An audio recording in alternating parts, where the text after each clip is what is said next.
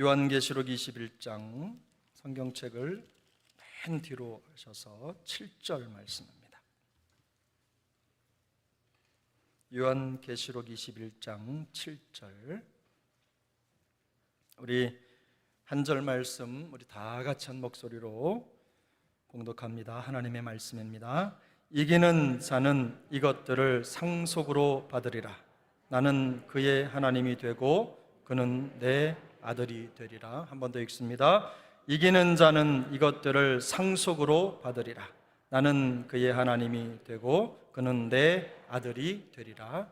아멘. 이 시간 우리 튀르키예 파송 선교사님이시고 우리 귀한 사역을 잘 감당하신 우리 박정아 선교사님 나오셔서 여러분 우리가 누릴 천국이라는 제목으로 말씀 전해주시겠습니다. 우리 박수로 우리 선교사님 환영하겠습니다.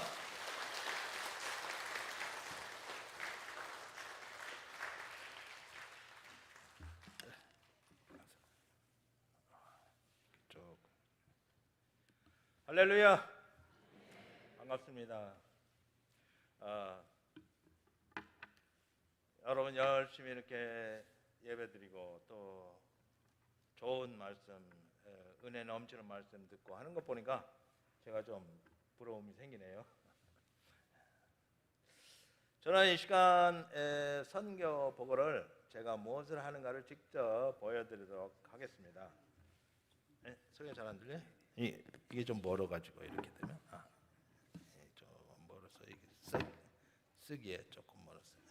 어이구, 안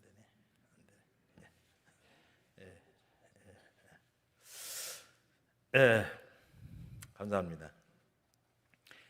저는 터키에 간지 어느덧 33년이 됐습니다. 팔팔한 청년 나이에 갔는데 여러분이 보시다시피 세월이 이렇게 흘렀습니다. 오늘 박수를 쳐보니까 잘 못 맞추겠더라고요. 이렇게 될 줄 저도 몰랐는데 그렇게 세월이 그렇게 만들었습니다. 그러나 내가 매일 만나는 주님 때문에 늘 너무너무 행복한 삶을 살고 있습니다. 처음에 터키에 갔을 때는 이곳에서 어떻게 선교를 할 수 있을까 했는데 하나님께서 저에게 두려워하지 말고 잠잠하지 말고 말하라! 이런 말씀 계속 감동을 주셔가지고 그래서 이제 그들을 향해서 성경을 나눠주면서 복음을 전하게 되었고요. 그렇게 전도를 하니까 믿는 자들이 생겨가지고 교회를 3개를 개척을 했습니다. 그들이 어느 정도 이제 지역 교회로 정착을 했을 때 현지인 지도자를 세워야 되겠는데 어떻게 그들에게 이 말씀을 가르쳐 가지고 지도자를 세워야 될까 이 고민을 하면서 이제 그들을 매주 월요일마다 아침 10시에서 저녁 5시까지 성경을 가르치기를 시작했어요. 성경을 같이 한 것이죠. 이렇게 6년을 지도자들을 가르쳤고요. 그것을 이제 성도들에게 적용해가지고 매월 1박 2일로 2박 3일 이렇게 그 수양관에 가가지고 함께 숙식을 하면서 그렇게 가르쳤습니다. 그랬더니 성도들이 정말 예수가 누군지 처음 듣던 그 성도들이 완전히 변화돼가지고 기쁨이 충만한 거예요. 그리고 교회에 와서도 이제 식사 후에는 한 사람씩 나와서 한번 가르쳐봐라. 요한복음, 로마서, 사도행전 한번 가르쳐봐라. 그래가지고 계속적으로 가르치니까 그들 속에 이제 말씀이 들어가게 되니까 그들의 얼굴의 변화가 일어나기 시작했고요.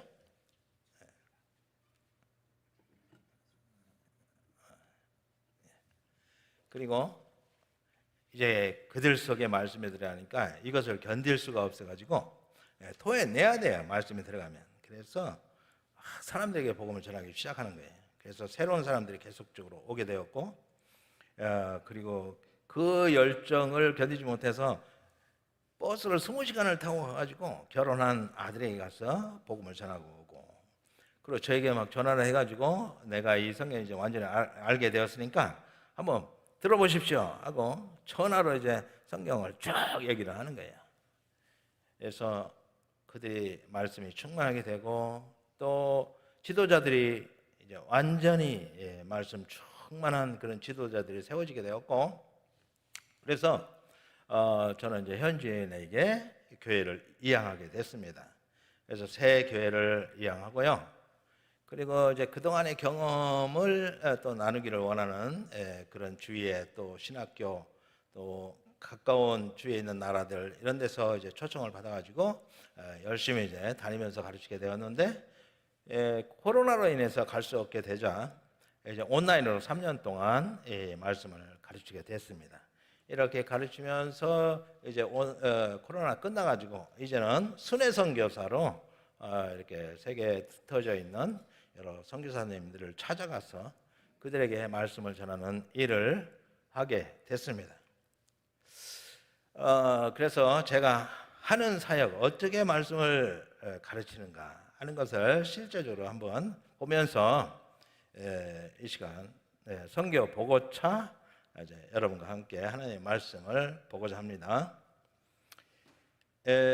성경이 무엇인가?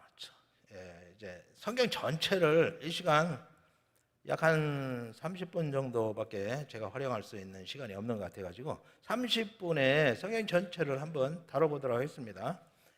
첫 번째, 성경이 무엇인가? 성경이 뭘까요? 보통은 이제 하나님 말씀 그럽니다. 맞죠? 성경은 하나님이 우리에게 주신 것인데 유일한 구원의 책입니다. 성경은 유일한 구원의 책이에요. 그래서 성경 밖에서는 구원이 없습니다. 그리고 성경 밖에서 만나는 하나님은 참 하나님이 아니고 우상입니다. 그래서 성경을 모르고 믿으면 우상 숭배와 다르지 않습니다. 성경을 모르고 가르치면 거짓 선지자요 영적 살인자와 다르지 않습니다. 성경을 다 알고 싶죠. 정말 모든 믿는 자들이 성경을 알고 싶어 합니다. 그런데 성경이 문제는 어렵다는 것이죠. 성경이 어려울까요? 성경이 어렵다면 하나님이 뭔가 잘못을 하신 거예요. 유일한 구원의 책으로 줬는데 그 성경이 어렵다면 이건 문제가 있는 것이죠.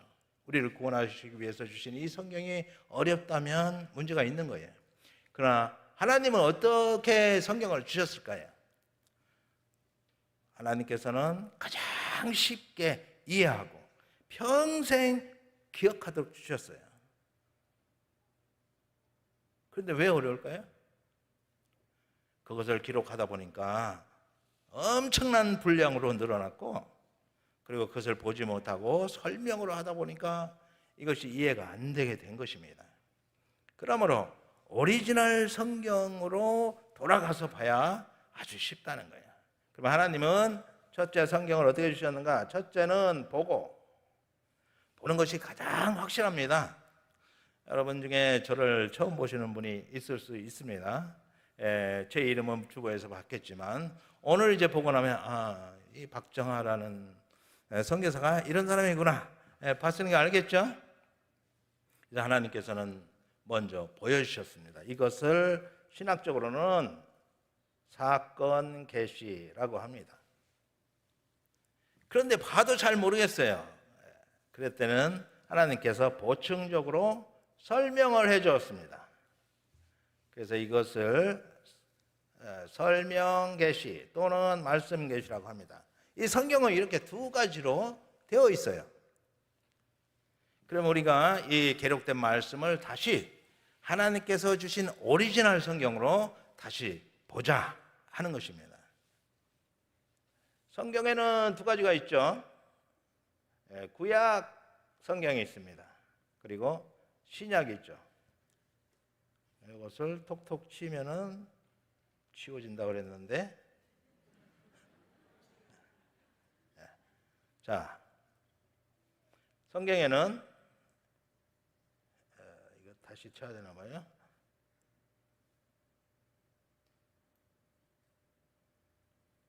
구약이 있죠. 예. 구약성이 굉장히 깁니다. 그리고 신약이 있어요. 신약. 그러면 구약 성경은 뭘까요? 구약 성경. 구약 성경에서는 무엇을 말하고 있을까요? 구약 성경은 약속입니다. 무슨 약속일까요? 성경이 유일한 구원의 책이니까 구원 약속을 하신 것이 구약 성경입니다. 그렇다면 신약은 구원 성취, 구원을 이루신 거예요. 그래서 구약은 구원을 약속하시고 신약은 구원을 성취하신 것이다. 그런데 하나님은 보고 보여주신 것이라고 그랬죠. 어떻게 구약 성경에서 구원 약속을 눈으로 보게 하셨을까요? 어떻게? 구약 성경 굉장히 깁니다. 그러나 간단하게 말하면 이거예요. 제가 그림을 그렇게 잘 그리지 못하지만 이렇게 그려보겠습니다. 뭐 같아요? 이렇게 하면 조금 아시겠죠? 이렇게 한다면 이게 뭘까요? 이것이 어린 양입니다. 어린 양. 구약 성경은 한마디로 어린 양 피제사입니다. 아담이 범죄하자 하나님께서 즉시로 구원을 선포하시는데 그것이 창세기 3장 15절입니다. 여자의 후손이 사탄의 머리를 밟을 것을 말씀해 주시는데 그것이 바로 십자가에서 성취가 됐어요. 그리고 나서 좀 더 구체적으로 창세기 3장 21절에 보면 아담과 하와가 범죄한 다음에 숨었어요. 무화과 이파리로 수치를 가리고. 그런데 하나님께서 가죽옷을 입혀주셨어요. 하나님께서 가죽옷을 입혀주신 것이 최초의 짐승 제물을 통해서 속죄제사를 보여주신 사건으로 보고 있습니다. 그리고 그 복음을 듣고 창세기 4장에 보면 아벨이 제사를 드리는데 아벨이 어린 양을 잡아서 피제사를 드립니다. 그 당시에는 고기를 먹지 않았어요. 그런데 그것이 히브리서 11장 4절에 보면 아벨은 믿음으로 피제사를 드린 것으로 설명해 주고 있습니다. 그 다음에 이제 너무 타락해가지고 하나님께서 볼 수가 없어가지고 노아 가족 8명만 남기고 다 죽였어요. 그때 짐승 중에서 정한 짐승은 7쌍, 부정한 짐승은 2쌍 이렇게 방주에 들여가지고 씨를 보존하게 하셨는데 거기에서 나왔을 때에 방주에서 이제 홍수가 그치고 나왔을 때에 그 정결한 짐승 중에서 새 중에서 번제를 드립니다. 태워서 드리는 제사예요. 번제단을 쌓고 그리고 번제를 드립니다.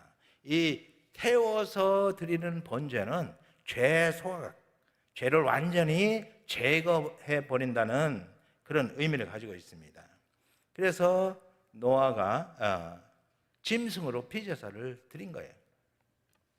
그 다음에 또 지나갑니다. 그 다음에 아브라함이 100세에 아들을 낳았어요. 근데 그 아들을 번제로 드리라는 것이에요. 그래가지고 3일길 모리아산에 가가지고 그 아들을 이제 번제로 드리려고 할 때에 이제 하나님께서 됐다, 네 믿음을 받았다 하면서 이미 하나님은 받은 것으로 그리고 아브라함은 이미 드린 것으로 인정을 해줬습니다. 그래서 이 이삭은 예수 그리스도의 예표예요. 짐승이 아니라 사람이 이 속죄 제물이 될 것을 보여주는 사건입니다.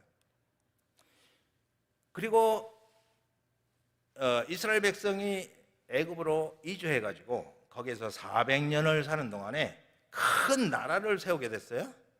이스라엘이라는 큰 나라가 세워졌을 때 이제는 내가 약속한 땅으로 너희를 데리고 가야 되겠다.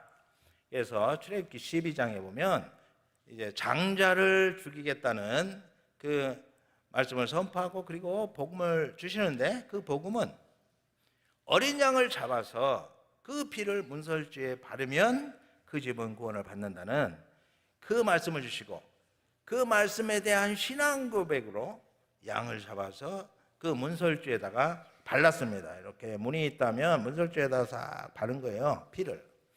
피 바르기를 한 집은 이렇게 넘어갔습니다. 죽음의 사자가. 그래서 이것을 유월절이라고 합니다. 이 피를 보고 이미 이 집에는 사형 선고가 집행되었다는 피를 보고 넘어간 거예요.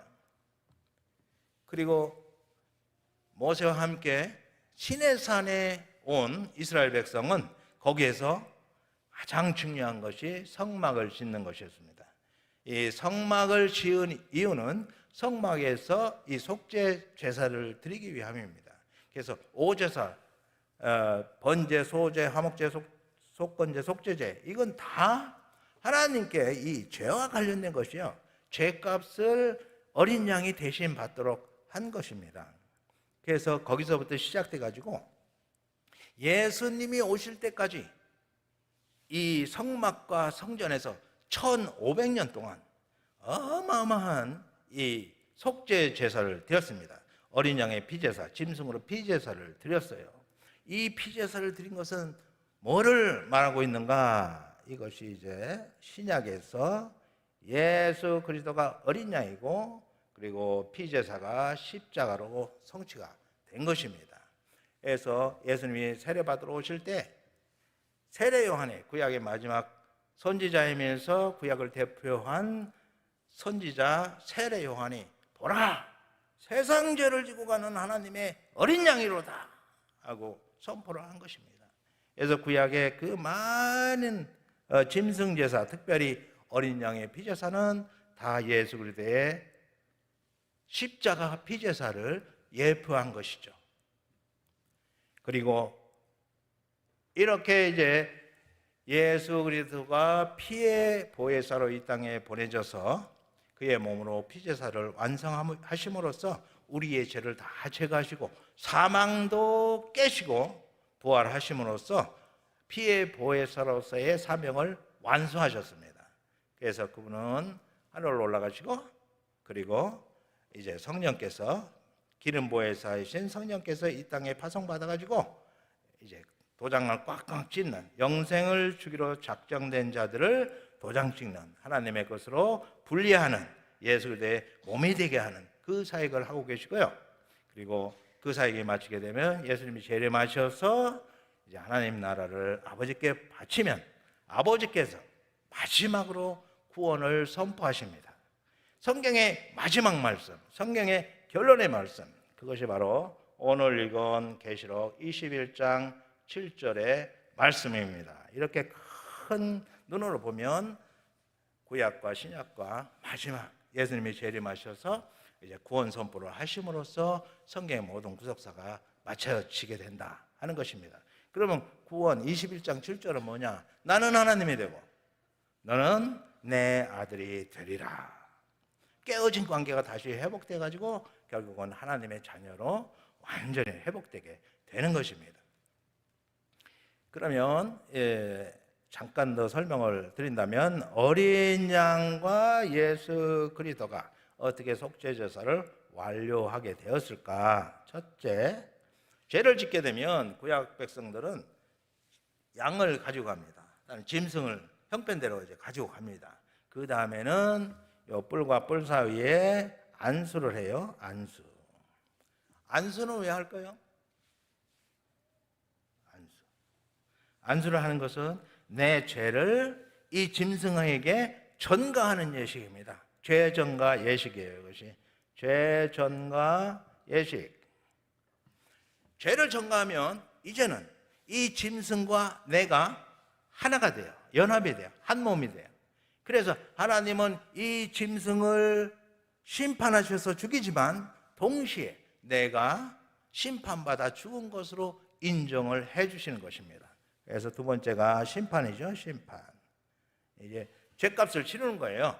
그리고 나서 세 번째 하는 것이 피 바르기예요. 피 바르기. 이제는 유월절 날은 문설주에 발랐죠. 그 이후에는 이제 번제단 뿔에다가 바르게 됩니다. 그리고 이스라엘 전체의 죄를 속죄하기 위해서는 1년에 한 번 제사장의 지성소에 들어가 가지고 속죄소 그 법궤 뚜껑 위에다가 피를 뿌리고 나옵니다. 피 뿌림. 이것은 이제 그 죄값을 치러서 사형이 집행되었다 하는 것을 보여준 사건이에요. 그러면 예수님께서는 언제 우리의 죄값을 전가 받으셨을까요? 예수님은 세례 받으실 때 우리의 죄값을 전가 받으신 것입니다. 예수님의 세례에 대해서 예수님이 세례 받으러 세례 요한에게 올 때에 그가 성령에 감동되어서 보라 세상 죄를 지고 가는 하나님의 어린 양이로다. 구약의 이 어린 양의 피제사로 드렸던 그분이 바로 이분이시다 라고 선포를 하신 거예요. 그래서 예수님께서 세례 받으실 때 그 세례는 바로 죄전가 예식이 되는 것이고, 그 다음에 심판은 어디서 받으셨어요? 심판은 십자가에서 심판받으시고 우리의 죄값을 완전히 다 지불하셨습니다. 그래서 요한복음 19장 30절의 말씀이 아주 중요한, 어떤 면에는 최고로 중요한 말씀인데, 테텔레스타이, 다 이루었다. 이 말씀은 너희의 죄값을 내가 완전히 지불했다는 완불선언. 그래서 너희는 이제는 더 이상 죄인이 아니라는 무죄선언. 구약에 수없이 많은 짐승들이 죽어갈 수밖에 없었고 반복적으로 계속 이 제사를 드린 이유는 짐승으로는 속죄 제사가 될 수가 없습니다. 그래서 예수님께서 그의 몸으로 단번에 완전하고 영원한 속죄 제사를 완료했다는 완료 선언을 하시는 말씀이 바로 요한복음 19장 30절의 말씀입니다. 그러면 예수님은 언제 피 바르기 하나님께 속죄 제사가 완료되었음을 보고를 드렸는가? 그것은 히브리서 9장 24절에 나와 있습니다. 예수님께서 승천하셔가지고 성부 하나님, 지성소, 하늘 지성소 성부 하나님 앞에서 그의 상하신 몸을 보이심으로 이제 사형이 집행되었음을, 속죄 제물로서의 사명을 완수했음을 보고를 했습니다. 그랬더니 하나님께서 그것을 받으시고 속죄제사가 완료되었음을 증거하는 증거로 기름 보혜사이신 성령을 파송하셨습니다. 그래서 성령께서 이제 우리의 죄를 예수 그리스도께서 완전히 제거해 주시고 이제 우리는 무죄 판결을 받았기 때문에 성령께서 어떻게 해요? 우리 안에 내주를 하시게 되신 겁니다. 성령의 내주는 하나님과 우리가 한 몸이 되었다는 신인 연합을 증거해 준 사건입니다. 그래서 성령께서 오셔서 우리 안에 거하심으로 이제는 우리가 죄가 없다, 이제는 너희는 내 것이다 하는 표로 그리스도의 몸이 되게 하셨습니다. 이 사역을 하시면서 구약의 말씀이 그렇게 많은데 왜 말씀을 받은 이스라엘 백성들은 예수 그리스도를 부인하게 되었을까요? 네? 구약에서 예수 그리스도를 붙잡지 못하면 뭐를 붙잡게 되느냐? 그것이 바로 율법입니다. 율법. 이스라엘 백성들은 이 율법이 구원의 조건인 줄 알고 열심히 율법을 지켰어요. 11조도 양념거리에 11조까지 드렸고요. 그리고 안식일은 철저히 지켰고, 그리고 금식하고 또 기도하고 구제하고 모든 것을 흠없이 하려고 엄청나게 노력을 했어요. 그리고 또 제사법, 번제, 소제, 화목제, 속건제, 속죄제, 이것도 열심히 드렸습니다. 그래서 유대교는 한마디로 말하면 성전제사예요. 이 제물을 통해서, 짐승 제물을 통해서 제사 드리는 것이었어요. 그런데 이들은 율법은 열심히 지켰는데 뭐를 놓쳤느냐? 예수 그리스도를 부인했습니다. 예수 그리스도를 보지를 못했어요. 이 모든 율법은 다 뭐냐? 예수 그리스도를 바라본 것에 불과합니다. 이 율법 우리는 그럼 무관할까요? 율법 우리에게도 무관하지 않습니다. 그러나 율법은 구원의 조건이 아닙니다. 구원은 오로지 예수 그리스도의 십자가를 통과해야만 구원을 받습니다. 그럼 율법은 뭐냐? 율법은 이제 하나님 백성 된 우리가 그래도 좀 모양 있게 살아야 되지 않겠어요? 막 살인하고 다니면 안 되잖아요. 가늠하고 다니면 안 되잖아요. 그러니까 우리의 삶의 원리로 주신 것입니다. 구원과는 관계가 없어요. 구원받은 하나님 백성들의 삶의 원리로 주신 것이다. 그런데 유대인들은 삶의 원리로 주신 것을 구원의 조건으로 잘못 오해하고, 구원은 오로지 예수 그리스도를 통해서 구원받을 수 있기 때문에 이 어린 양 피제사로 열심히 예수 그리스도를 바라보게 해주었고, 예수 그리스도의 모형으로서 예수 그리스도를 통해서 구원받는다는 것을 그렇게 오랫동안 1500년 동안 학습을 시켜 주었는데도 불구하고 그들의 완고함 때문에 결국은 예수 그리스도를 바라보지를 못한 것입니다. 그래서 결국 율법은 어디로 가느냐? 사망이에요. 사망. 율법의 구속사적 기능이 세 가지가 있어요. 첫째는 죄인식. 우리는 율법이 없으면 죄가 뭔지를 모릅니다. 율법은 마치 거울과 같아요. 우리의 영혼의 거울과 같아서 율법을 보고 네가 얼마나 더럽고 추한 죄인인가. 여기 자기 죄를 공개한다면 얼굴을 들 사람이 아무도 없어요. 얼마나 더럽고 추한 죄인인가를 깨닫게 해주시는 것이 바로 율법의 구속사적 기능이고요. 이렇게 죄를 많이 지으면 이제 어떻게 됩니까? 죄를 안 지려고 노력을 하죠. 노력을 하면 할수록 이 율법으로 꽁꽁 묶어버려요. 그래서 율법으로 우리를 결박을 합니다. 완전히 꽁꽁 묶어버려요. 그러면 꼼짝 못하게 되면 무슨 말이 튀어나올까요? 오라! 이 사망의 법에서 누가 나를 건져낼꼬? 완전한 절망과 탄식의 소리밖에 나오지 않는 거예요. 그 절망과 탄식의 자리에서 할렐루야! 예수 그리스도, 조건 없이 믿기만 하면 구원하시는 그 예수 그리스도를 바라보도록 하기 위해서 이 율법을 주신 거란 말씀이죠. 그래서 율법의 구속사적 기능은 예수 그리스도를 바라보게 한 것인데, 결국은 예수 그리스도를 바라보지 못함으로 그들은 구원에 이르지를 못했습니다. 이 모든 세상 종교가 똑같습니다. 모든 세상 종교는 바로 율법 종교입니다. 그들이 수고해가지고 그 수고의 대가로 어떻게 지옥 아닌 천국으로 가지 않을까, 이렇게 기대를 하는 것이죠. 그러나 절대로 그렇게 구원받을 육체는 이 세상에 아무도 없습니다. 오직 예수 그리스도 밖에는 구원받을 길이 없습니다. 그래서 성경은 그것을 가르쳐주고 있는데 유일한 구원의 책이 바로 성경이다.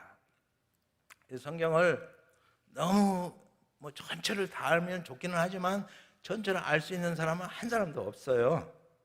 그러면 뭐를 알아야 되냐? 중요한 핵심 내용, 어떻게 우리가 구원받을 수 있는가 하는 것이 중요한 것이죠. 그래서 쉽게는 구약은 양 한 마리, 양으로 어린 양의 피제사로 예수 그리스도께서 우리를 구원하실 것을 보여주셨구나. 신약은 예수 그리스도께서 이 땅에 오셔서 성육신 십자가에 달려서 우리의 죄값을 완전히 지불해 주시고, 그리고 부활하셔서 사망을 제거해 주시고, 이제 이미 우리 안에는 예수 그리스도의 생명이 살고 있습니다.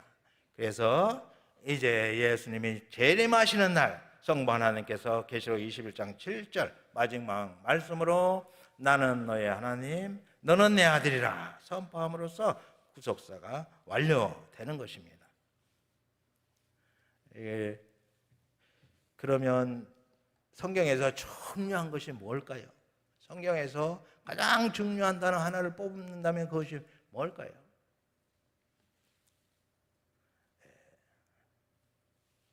성경은 하나님이 누구신가를 우리에게 가르쳐준 책입니다. 그리고 성경의 대상은 누굴까요? 성경이 누구에게 말씀해주고 있을까요? 바로 나입니다. 다른 사람은 중요하지 않아요. 성경을 통해서 지금 나에게 말씀해 주시는 거예요. 나에게 하나님이 뭐라고 말씀해 주시나? 하나님의 전 관심은 하나님과 나와의 관계입니다. 관계. 우리가 우리 아내가 저쪽에 있는데 제가 31세까지는 전혀 모르던 사람이에요. 전혀 생판 모르는 사람인데 우리가 평생을 지금 함께 살고 있습니다. 그 관계는 뭐 때문에 이렇게 같이 살고 있어요? 그것은 바로 언약, 결혼 언약 때문이에요. 하나님과 우리와의 관계도 마찬가지입니다. 하나님과 우리는 언약 관계에 있습니다. 하나님이 일방적으로 너는 내 백성, 너는 내 아들, 너는 내 신부, 너는 내 몸이다 라고 선포해 주신 거예요. 그래서 하나님과 우리가 관계를 맺었습니다. 그런데 이 관계가 어떤 관계냐가 중요해요. 부부관계도 평생을 이제 너무 좋아가지고 우리 평생 같이 살자고 한 몸 되자고 이렇게 약속을 했는데 그 관계가 깨어지면 어떻게 돼요? 이제는 더 이상 못 살겠다고 이혼을 하게 되는 거죠. 그래서 죄는 뭘까요? 죄는 하나님과의 깨어진 관계입니다. 우리는 일반적으로 윤리적이고 도덕적인 부분을 생각하는데 죄는 하나님과의 관계에 관한 것입니다. 그렇다면 의는 뭘까요? 의는 하나님과의 뭘까요? 올바른 관계입니다. 하나님과의 올바른 관계가 의입니다. 의인은 하나님과 올바른 관계를 맺고 있는 사람입니다. 의인의 기도를 들으신다 그랬죠? 하나님과 올바른 관계를 맺고 있는 사람의 기도를 하나님이 들으신다 하는 말씀이에요. 그렇다면 구원은 뭘까요? 구원. 우리가 죽으면 천국 가는 걸까요? 구원은 바로 하나님과의 뭘까요? 원래는 깨졌었는데 이제는 회복된 관계입니다. 우리는 하나님과 관계가 회복됐습니다. 그리고 이제는 하나님과 올바른 관계에 있어야만 합니다.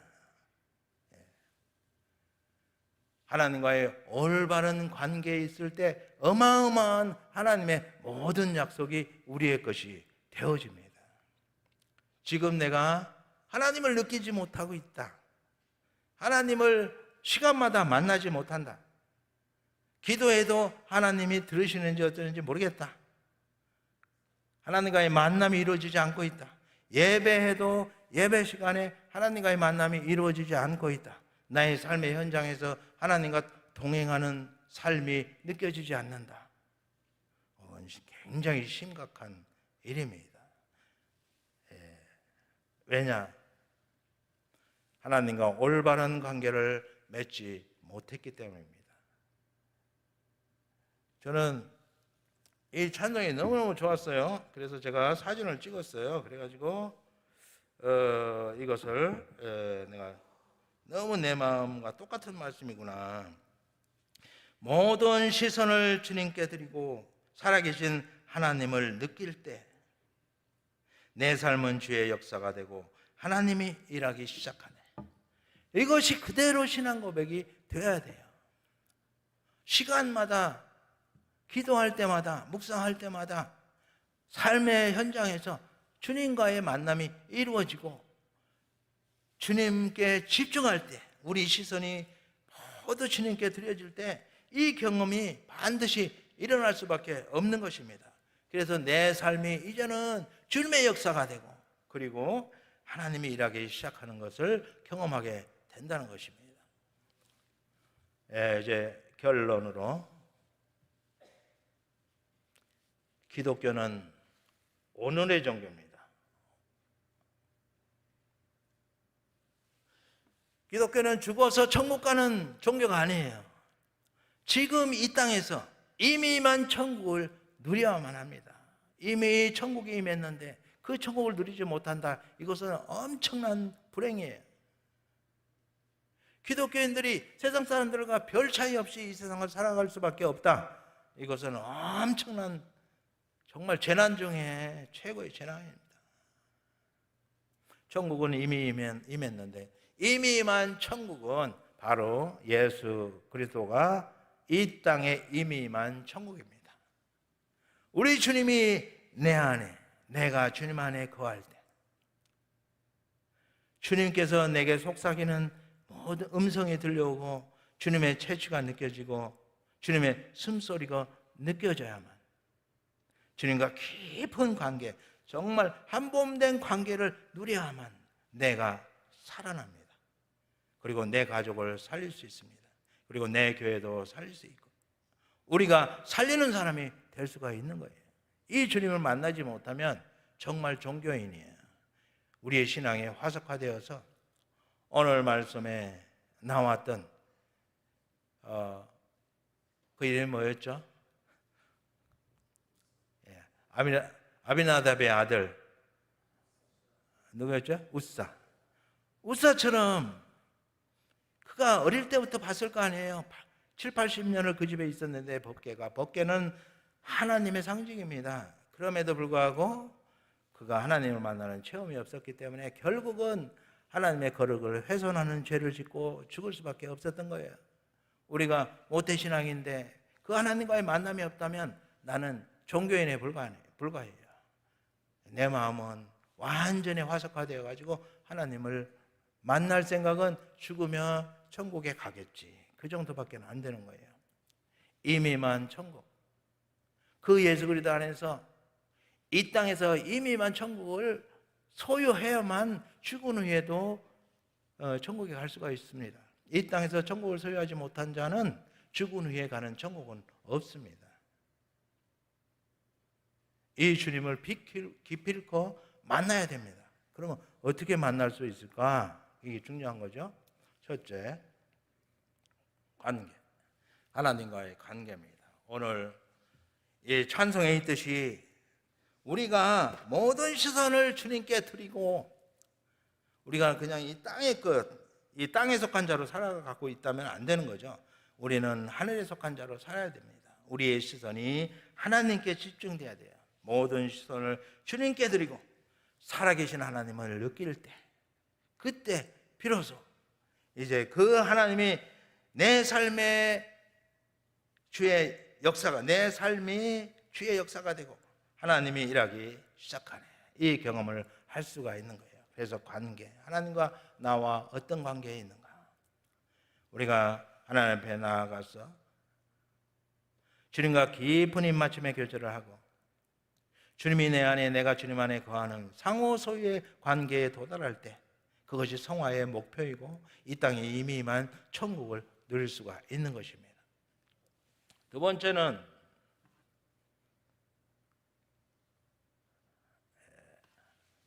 믿음은 맡기는 것이에요.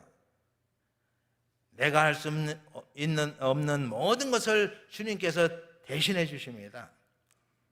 우리를 얼마나 사랑하는지 그의 목숨까지도 내어놓으셨어요. 우리의 모든 고민 그냥 맡기는 거예요. 맡기라고 성경은 말씀해 주고 있습니다. 맡기는 것은요, 그냥 토스하다는 뜻이에요. 토스. 배구하면은 공이 오자마자 바로 튕겨버려요. 그것처럼 나에게 오는 여러 가지 내가 풀 수 없는 일들을 다 주님께 토스해버리는 거예요. 저도 아이들 생각만 하면 좀 가슴이 깝깝해옵니다. 그래서 자녀 문제도 그냥 토스. 앞으로 어떻게 살아야 될까? 먹고 사는 문제도 쉽지 않죠. 그것도 토스. 내 건강, 내 생명, 이것도 토스. 나에게 닥쳐오는 모든 어려움들은 바로바로 토스하는 것이 믿음입니다. 그렇지 않고 내가 끌어안고 고민한다면 그것은 불신자입니다. 불신. 토스, 맡기는 것이에요. 세 번째는 이것이 가장 중요해요. 시한부 인생, 시한부 강야 인생에 화려한 그런 것은 없어요. 시한부 인생 아무리 발버둥 쳐도 거기서 거깁니다. 그렇게 발버둥 칠 필요가 없어요. 똑같습니다. 그래서 뭐만 하면 성공하느냐? 주님 손만 꼭 붙잡으면 성공합니다. 주님 손 붙잡기.